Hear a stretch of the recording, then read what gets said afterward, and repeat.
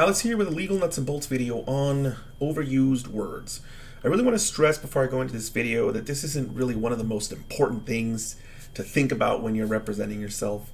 All of my other videos on this channel are far more serious, but I do get this question and I do want to answer it, and it would be nice to have a video that I can use to reference people to. So I try, again, it's not the most important thing ever. This is just something that I noticed and that I try not to do anymore. And that is use the words obviously and clearly when I'm putting together legal documents. The reason is initially I used them way too often, and it was like everything I was saying was obvious and clear, which is ridiculous. But then later on I realized, as I started to use them less, this is just something that somebody's going to know on their own. If something is obvious or clear, the judge doesn't need you to tell them that. That's the whole point of something being obvious. It's just something everybody can tell, and it's in their face. And so it seemed to me like if something is obvious or clearly, it speaks for itself. And so I just stopped using them very often. And in fact, I probably don't ever use them at all, unless it's like something that the Supreme Court has used in a document that they've published. I don't know, like clear and convincing evidence. That has the word clear in it. But I mean, besides that, I just almost never use the words clear and obvious. And I try to tell other people who are really curious, who are really that, insistent on knowing, some of my sort of ideas or rules of thumb or styles.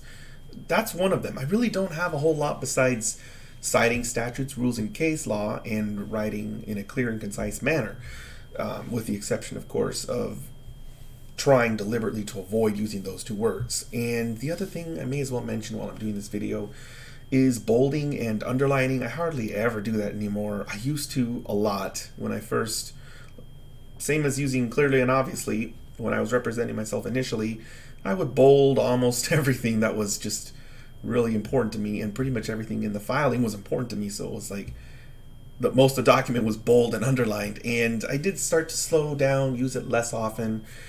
And now I try to just never use it. I can't remember the last time I bolded or underlined something in a filing. I do use bold when I am referencing a case and I have actually copied and pasted a portion of that text into the filing. And if I want to emphasize a specific part of it, I will make it bold, and then I'll add in parentheses emphasize or emphasis added. But aside from that, if something is important, I sort of just let the judge find out on their own as they read the document. Judges can become blind to all that stuff after a while. They see a pro se's filing and it's just got obviously and clearly all over the place and bold everywhere. It's like they doesn't even really have any meaning anymore because half of everything is bold anyway. So I guess if you were going to do that, it would be just like one word or something just that you really want attention to be placed on. But I've gotten to the point where I just don't do it anymore.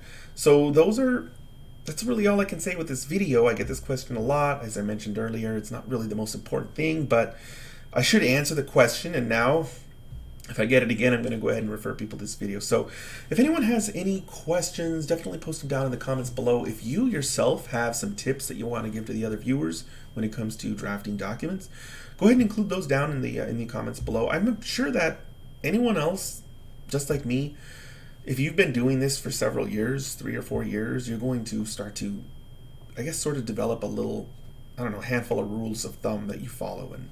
And who knows, maybe that'll be useful to my viewers just as well as this little rule of thumb that I provided is. So again, if you have any questions or comments, you can post them down in the comments below, and I will see you guys next time.